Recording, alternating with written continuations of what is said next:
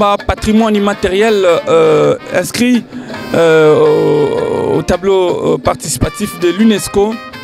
Et donc un rendez-vous qui nous permet justement de rencontrer certaines personnalités qui réfléchissent sur la rumba depuis l'inscription, son inscription bien entendu, à aujourd'hui. 4 ans après, qu'est-ce que nous en faisons et quelles recommandations voulons-nous formuler pour justement que cette rumba, patrimoine immatériel, puisse rester patrimoine immatériel pour l'éternité.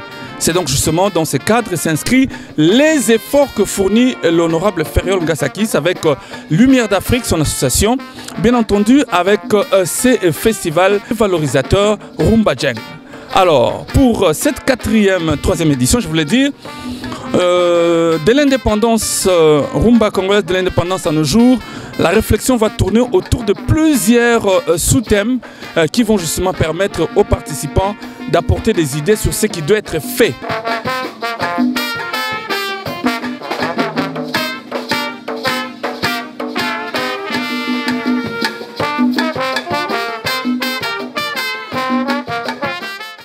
C'est avec une profonde émotion et un immense honneur que nous ouvrons cette 3e édition du festival Rumba Jungle qui est placée sous le signe du souvenir, de la transmission et de la célébration en ce site enchanteur de Kitele. Le thème retenu cette année du rayonnement de la rumba des indépendances à nos jours. Ça suscite évidemment beaucoup de réactions. Ce thème nous invite à revisiter le parcours exceptionnel de cette musique. Elle est un vecteur d'identité qui, bien au-delà de son esthétique, a accompagné l'éveil des consciences, soutenu des luttes pour la dignité et chanté l'espérance des peuples africains en quête de liberté. C'est tout ça la rumba. La rumba congolaise qui est classée aujourd'hui au patrimoine culturel immatériel de l'humanité par l'UNESCO n'est pas seulement un art. Elle est aussi un vecteur d'identité et il faut beaucoup l'affirmer parce que c'est ça aujourd'hui, nous avons longuement attendu, nous avons recherché à exprimer cette identité. Mais aujourd'hui, on peut dire la rumba des Congo, le Congo de la rumba.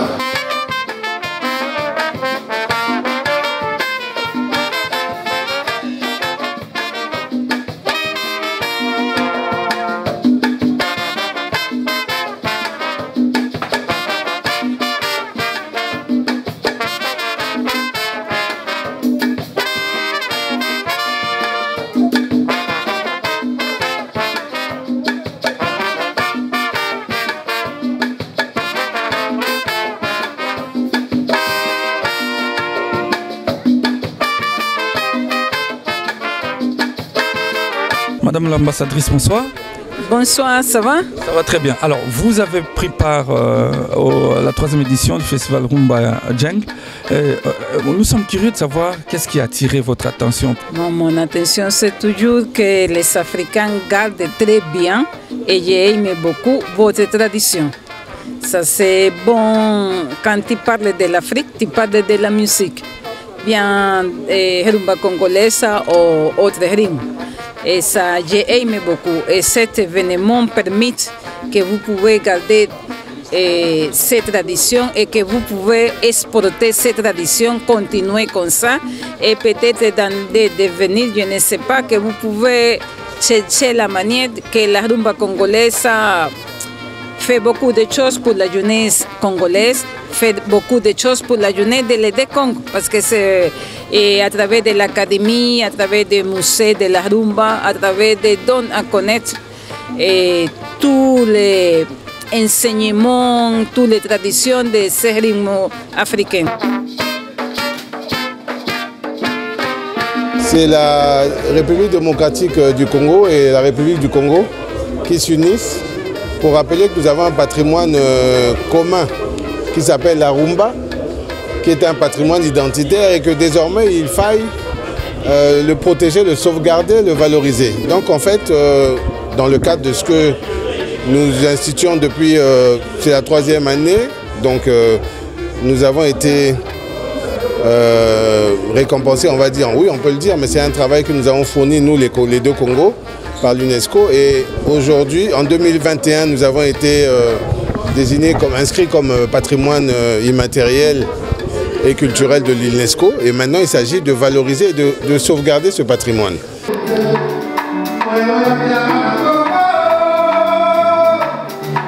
Il y a 4 ans que la rumba est devenue patrimoine culturel et matériel de l'humanité. Parmi les recommandations, il y a un certain nombre de points. Il faut organiser des festivals, il faut organiser des formations, il faut aussi promouvoir les musiciens et les orchestres. Et le thème de cette édition, les rayonnements de la rumba congolaise.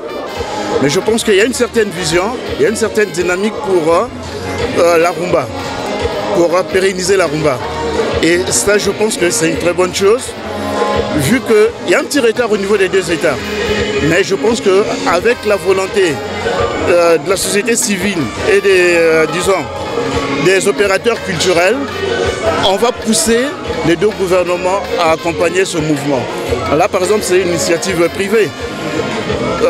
Organiser le festival Rumba Jingle. Pour cette initiative de faire réunir 2 Congos autour de la musique rumba, en fait, l'initiative de chanter rumba et qui réunissent 2 Congos et qui fait prester les artistes de République du Congo et ainsi que les artistes de RDC. Moi, je n'ai que à encourager et moi je vais attendre avec impatience la nouvelle édition et chaque fois on fait prester les jeunes de Rumba Nabelengue. C'est le concept de la maison russe lors de Rumba Jungle. En fait, il s'agit de jeunes qui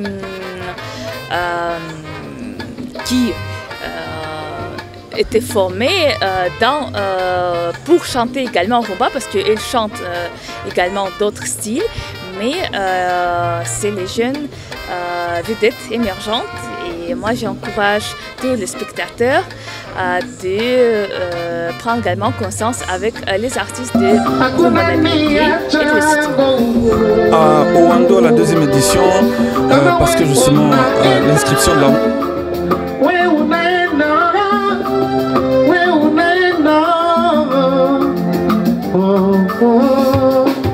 Le contenu d'une œuvre musicale, c'est la musique et les textes, les lyriques.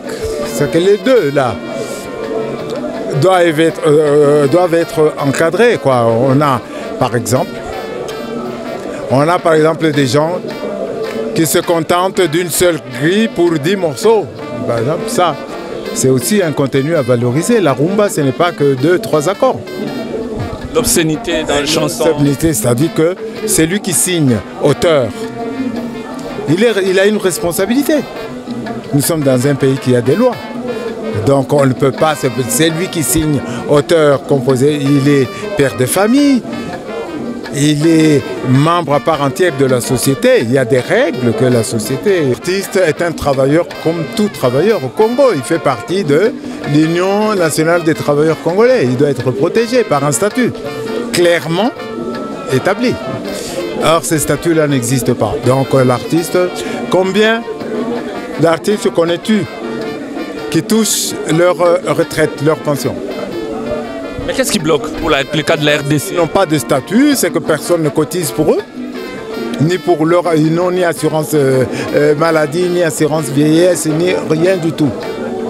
Quand tu es dans un orchestre, ce que nous appelons orchestre, tu fais 25 ans, tu n'as cotisé nulle part. C'est-à-dire, et c'est lui qui emploie. Et toi-même l'employé, vous n'avez pas de statut.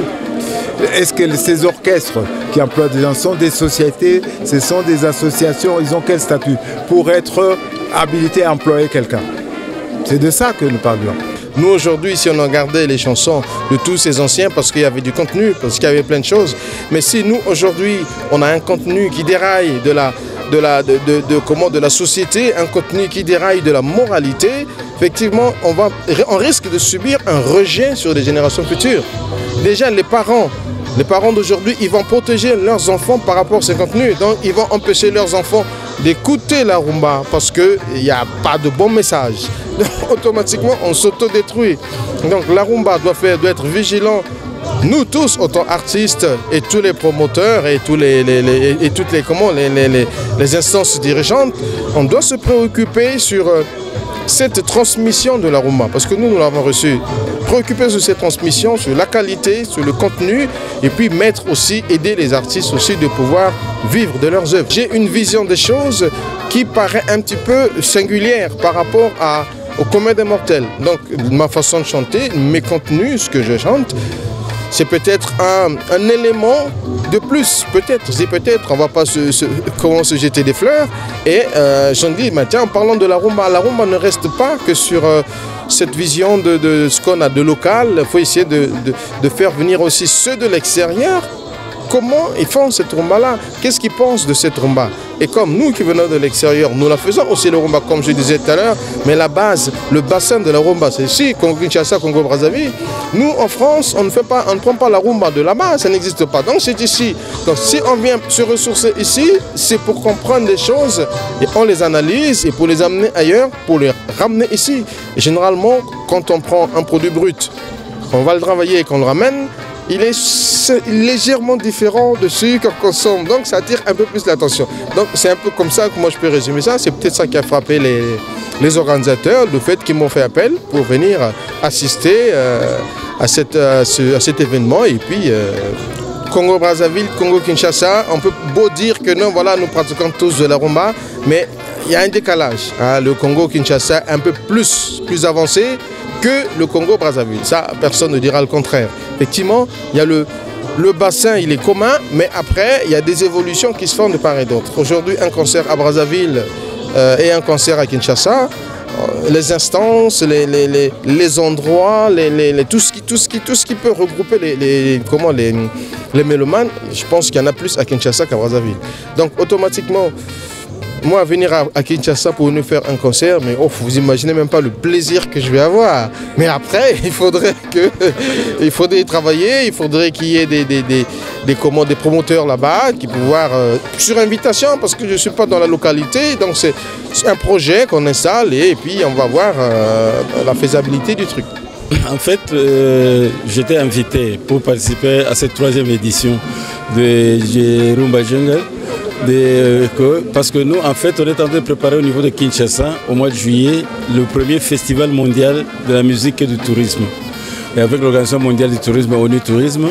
Et c'est pour cela que le thème de ce symposium m'avait intéressé pour que je puisse venir. Et je suis arrivé hier et aujourd'hui j'ai assisté à cette partie scientifique qui m'a beaucoup émerveillé, beaucoup appris parce que les sujets qui ont été traités, on a parlé de la rumba, de l'épopée de rumba de 60 à aujourd'hui.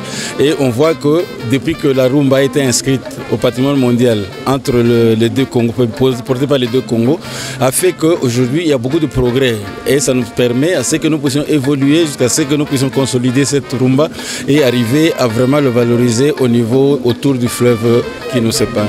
Il y a un grand festival qui se fait à Kinshasa du 16 au 18 juillet avec l'organisation ONU Tourisme. Et il y aura plusieurs pays qui sont représentés, des Amériques, de l'Afrique et d'autres continents qui viendront. Donc il y aura une partie scientifique avec des panels de haut niveau où il y aura des interventions de différents ministres. Et aussi il y aura une partie de musique, une partie de spectacle où on va présenter des différents groupes qui vont venir des différents pays pour pouvoir participer à ce premier forum.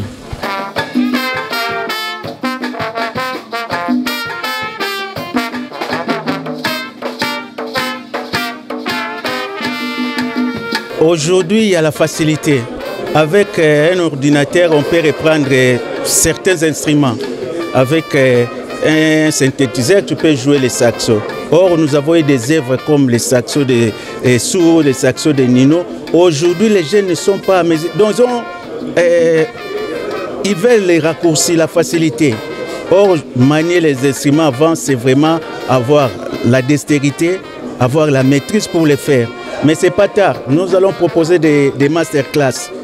C'est pourquoi il y a à Kinshasa l'Institut national des arts. Nous avons un projet de faire la maison de la rumba. Au sein de la maison de la rumba, on va faire des masterclass sur les instruments avant comme les trompettes, les saxos. On va faire aussi les instruments de percussion. Ça a tendance à disparaître. Puisque vous ne connaissez pas clave, c'est un instrument majeur, deux bois qu'on tape. Il y a les maracas qui sont en train de perdre. Et même il y a les tam-tams, la percussion. Il y a peu d'orchestres, aujourd'hui on a synthé, batterie. Et ce sont des instruments de base. Donc à travers les ateliers, à travers les masterclass, on va former des jeunes gens qui vont prendre la relève.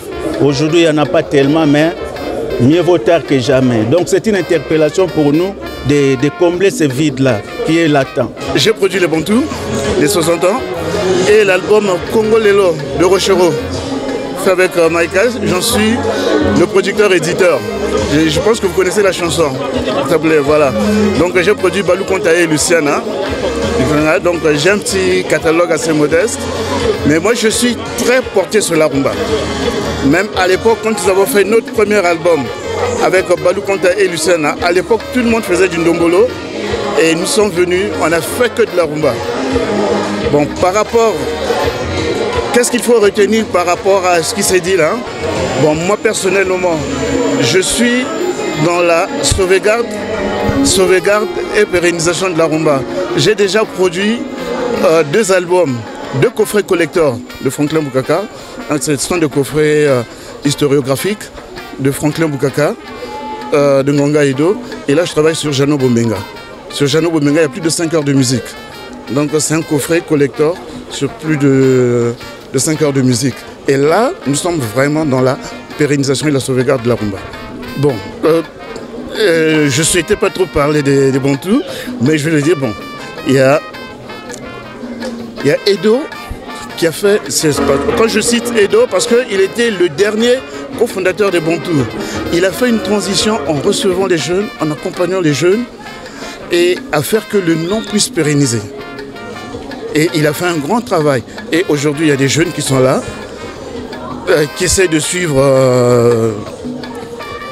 qui essayent d'assurer l'héritage des Bantous. Donc ils sont là, mais il y a le chef d'orchestre des Bantous qui est là. Peut-être que je pourrais l'appeler pour qu'il parle un peu de la rumba et des Bantous de la capitale.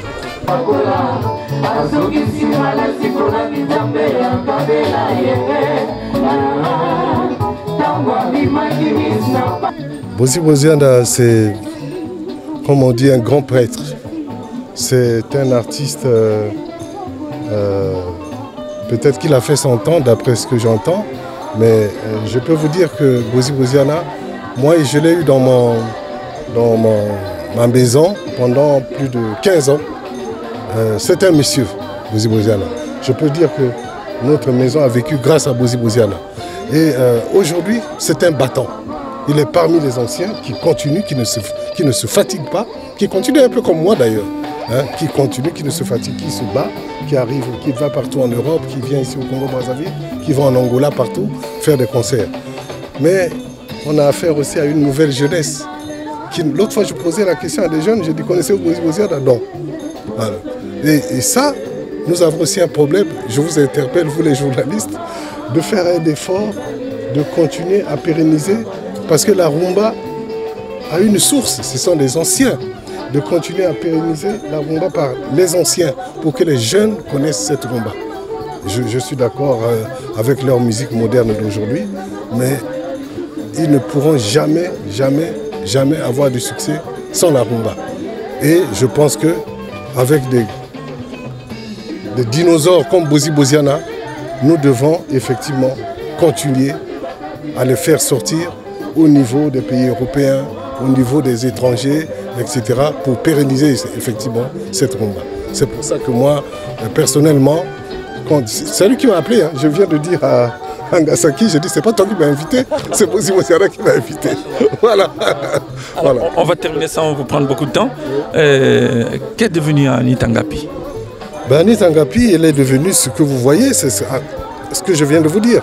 On était d'abord, comment je dis, des producteurs très médiatisés, avec des artistes très médiatisés, les Bozi, les Defao, défunts Defao, Shockstar, tout ça, Zaiko Langalanga à l'époque et tout ça. Et donc aujourd'hui, avec la baisse de ces artistes, c'est aussi un peu la baisse de la maison Anita Ngapi, mais qui continue à produire. Je disais tout à l'heure à mon petit frère Henri Noël Mbouta que DFAO, on a fait près de 20 chansons, on a commencé à sortir les chansons, il est parti, on n'a même pas pu faire quoi que ce soit. Ça a été catastrophique. Voilà. Donc on continue, on a des projets avec Bozi, on a des projets avec d'autres artistes ici à Brazzaville et à Kinshasa. Je travaille beaucoup plus avec la RDC parce que c'est devenu mon pays aussi. Hein? Donc ne vous inquiétez pas, ça viendra.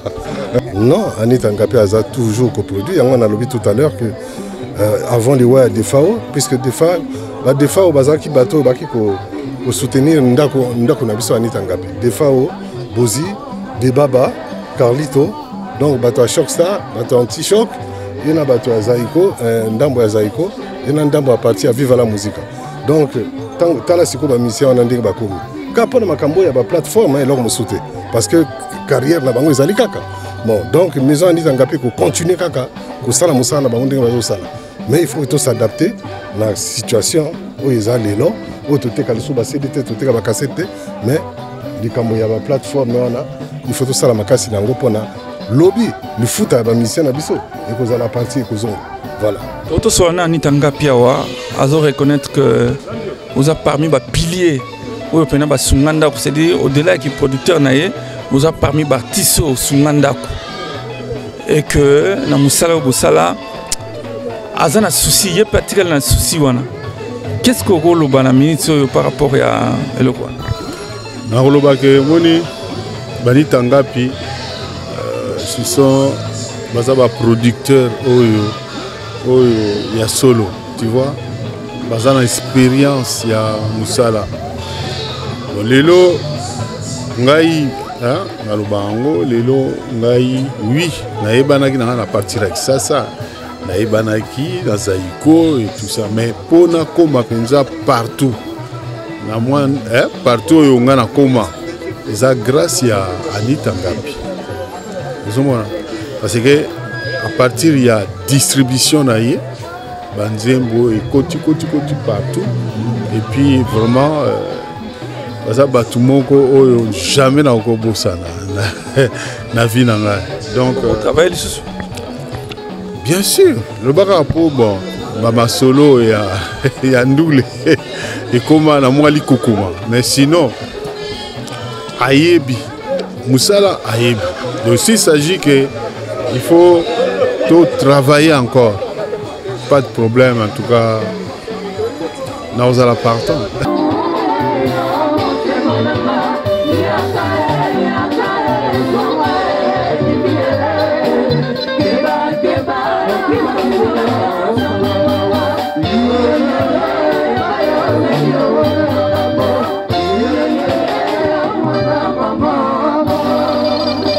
Grand-père, vous avez un rendez-vous à Poto, au Beta New Morning, en juin Awa, ou le 8 juin. Boni, concert, on se prépare. Le concert, ils ont bien, tous se préparé bien.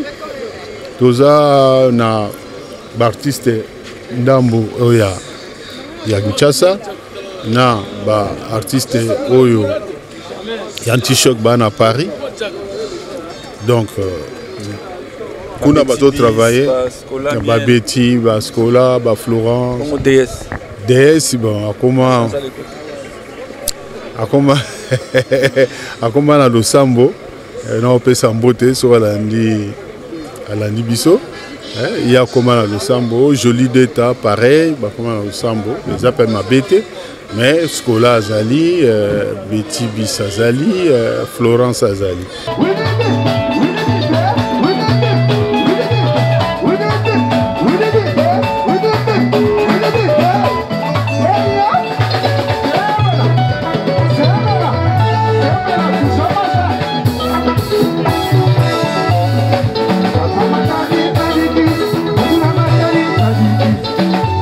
Hey,